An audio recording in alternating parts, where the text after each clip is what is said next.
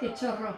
utilitzar aquest vaixell. Hòstia. Doncs sí, la veritat és que gràcies a la Copa Amèrica primer hem pogut fer aquest esdeveniment, no? I ensenyar la nostra embarcació genuïna d'aquí de la ciutat al món i després reunir els 750, no? Si no hi haguéssim anat a la Copa Amèrica. Claro, hay mujeres también.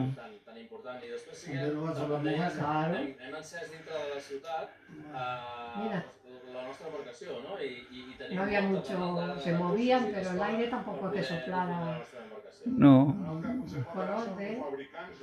este es el que lo lleva. Hi ha, em sembla, 2 fabricants només que fan el clàssic patí de vela català. Sí, de fet, només n'hi ha un que fa el clàssic patí de vela i els altres doncs, fan invents en fibra, però sí, potser s'haurà...